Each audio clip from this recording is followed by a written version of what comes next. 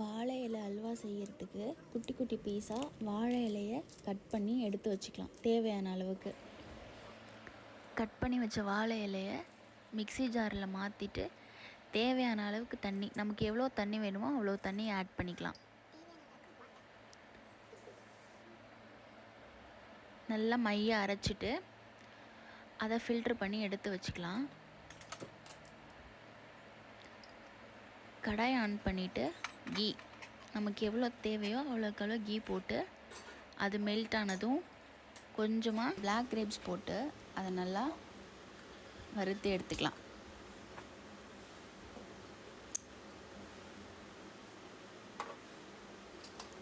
அப்புறம் கொஞ்சம் முந்திரி அதையும் போட்டு வறுத்து எடுத்துக்கலாம்.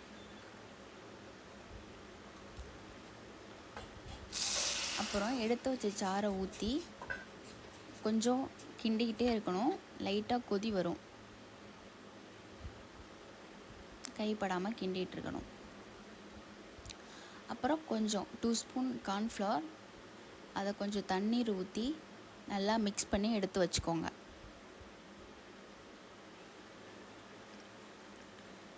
இப்போது நம்ம மிக்ஸ் பண்ணி வச்சுருந்தோம் இல்லையா கார்ன்ஃப்ளவர் லிக்விட், அதை எடுத்து ஆட் பண்ணிக்கோங்க.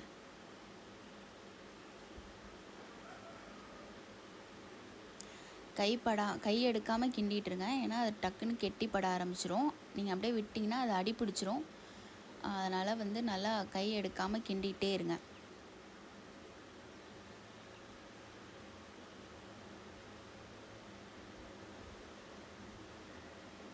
சிம்மில் வச்சுட்டே கிண்டுங்க, இல்லைன்னா அடி பிடிச்சிரும்.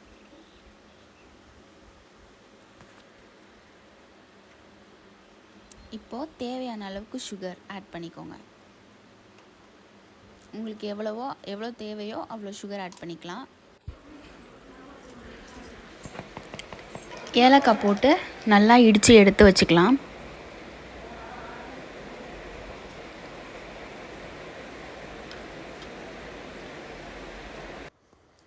நல்லா கிளறிட்டே இருங்க, கை எடுக்காமல் சிம்மில் வச்சு கிளறுங்க, ஏன்னா அடி பிடிச்சிரும்.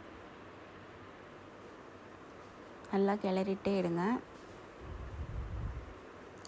இப்போ வறுத்து வச்சதை எல்லாத்தையும் ஒன்றா கொட்டி நல்லா மிக்ஸ் பண்ணிவிட்டு நல்லா கிளறுங்க.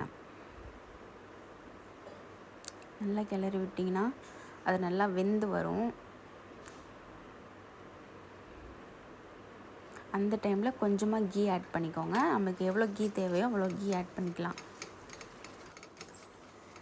கை எடுக்காமல் சிம்மில் வச்சு கிளறி விடுங்க, சிம்மிலே இருக்கட்டும், ஏன்னா அடி பிடிச்சிரும்.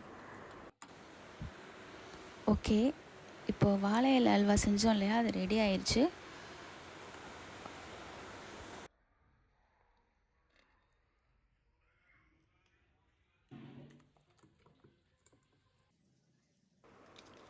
இப்போ அந்த முந்திரி, பாதாம் இதெல்லாம் பீஸ் பண்ணி வச்சுருக்கோம், அதை எடுத்து ஆட் பண்ணிக்கலாம். கொஞ்சம் லைட்டாக டெக்கரேட் பண்ணால் கொஞ்சம் பார்க்க நல்லாயிருக்கும்.